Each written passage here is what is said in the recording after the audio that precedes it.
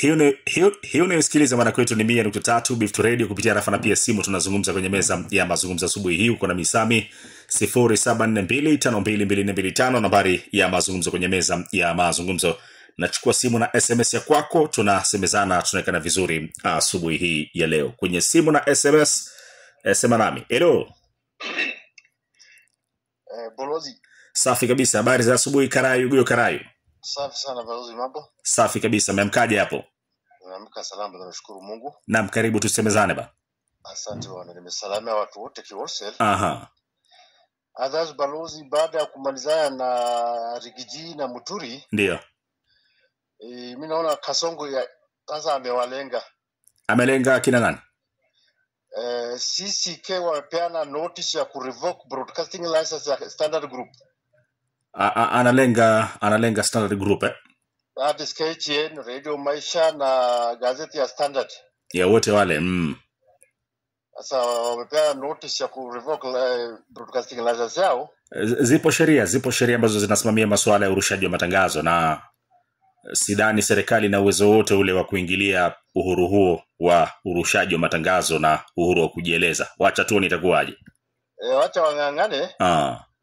Unajua ati kwa sababu mtu watu sio ati wanaimba ile nyimbo mnataka, sasa ndio unaanza kuotishia hivyo. Hapana, hiyo haiwezekani. Na imagine Standard Group inadai serikali 1.2 billion. Tokea kitambo hata serikali imekuwa ikikataa kupatia baadhi ya vituo vya redio, baadhi ya mashirika ya kurusha matangazo biashara na kuegemea upande mmoja. Kilio hicho kimekuwepo, na ukionekana kuiponda na kusema namna hali ilivyo, basi wanakufinyia wewe. Unaonekana kusema kile ambacho kipo, ndio. Hata tuone sasa vile watapelekana. Others Balozi, unajua yangu na hatu brief. Alafu mimi naona Balozi kuna hospitali. Mimi nashangaa Eldoret, kila kitu mbaya yote inatokea Eldoret. Nyumbani kwetu huko. Bwana, kuna hospitali za Medi. Ndio. Inafanya biashara ya figo bwana. Biashara ya figo? Hospitali inafanya biashara ya figo? Huko ndo mali mafigo inatolewa bwana. So far imetolewa watu 374. 374? Yeah. Watu hai ama wafu? Watu wenyewe wako hai bwana, wanalipwa pesa alafu wanatolewa bwana. Sasa unajua chenye imekuja kureveal ni kijana bwana tangu atolewe bwana, ilimletea shida. Sasa alikuwa anapelekwa na mamako hospitali kila saa. Sasa ndio walikuwa wamereveal hiyo story. Alijua anatolewa figo ama hakujua ametolewa figo? Walisikizana, anajua. Okay, ilikuwa ni walisikizana na yule mwenye ni kusikizana, wanasikizana, lakini sasa hawa ndio wanafanya na wenye nunua hizo figo wanatoka nje. Sasa unajua hiyo ni biashara haramu inafanyika ndani ya Kenya, lakini ingawaje wenye wananunua wanatoka nje. Tena wanunuzi wa figo ni kutoka nje ya nchi. Alafu shilingi ngapi figo? Lazima iwe ni moja, huwezi kupeana yote mbili, utashindwa kuendelea na maisha. How much? Hiyo kijana vile alikuwa na narrate story yake ya 600,000. 1600 tu. Kenya sijui ni biashara gani ambayo haiwezi kufanyika Karayu. Hapa tumeona biashara kama zote nchini Kenya. Lakini sasa Balozi, kitambo hii jamaa sasa apate shida ndio sasa wakuje walalamike kwa kitambo hii watu 370 na ngapi yote bwana. Serikali kwani hawakuwa na habari? Intelligence ya Kenya imeenda wapi? Biashara ya figo. Imagine Balozi. Hii ni hatari. Na ni Eldoret tuko kwenu bwana. Okay, siwezi kama ni kupora wanafunzi ni huko, kama ni kufanya nini?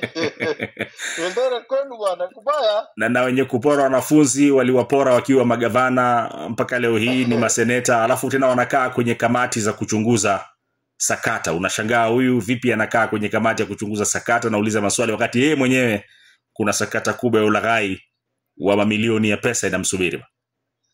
Bwana, alafu Balozi, sasa kama hiyo serikali hawana habari, lakini unajua kuna watu walishikiwa JKIA. Pia wa nje, lakini wakiwa na siafu 500,000. Ngoja, siafu life ile iko hai bwana. Wanapeleka wapi siafu? Wanapeleka nje. Kwani kuna biashara ya siafu tena?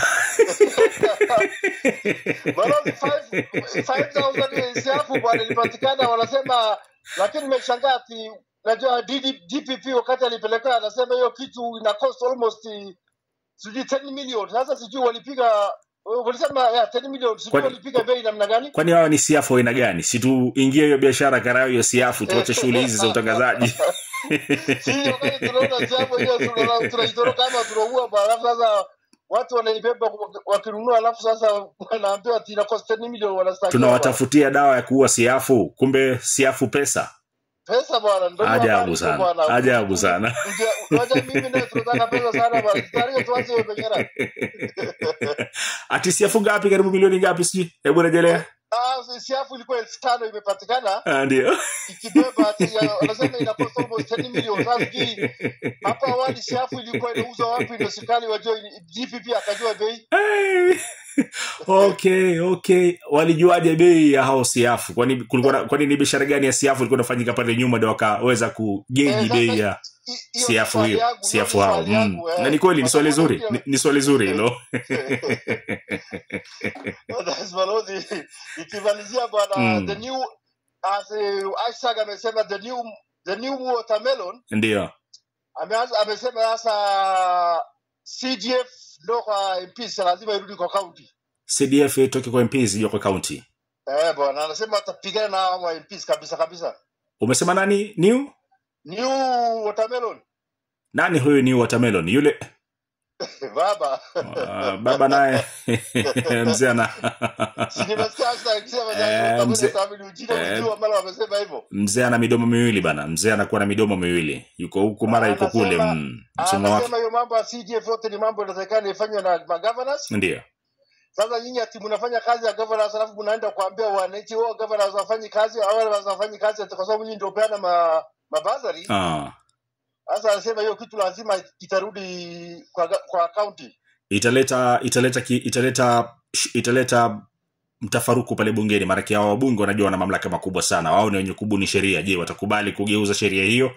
Wacha tusubiri tuone. Lakini si unajua kuna wabunge baba akaambia waruka juu aulize bonde turuka anauliza hawa ama akiambia kimbia wanauliza tukimbe mpaka wapi? Kwa pokonya wabunge CDF si mchezo. Hawawezi kukubali CDF iondoke mikononi mwao, maana wana thrive na kushamiri sana katika masuala haya ya CDF. Hakuna kingine ambacho wabunge wanajisifia na kutumia kujipigia debe kama sio CDF. Sidhani wataruhusu virahisi tu hivi kuachilia. Hawawezi kibarua. Wao ndio wanabuni hizo sheria.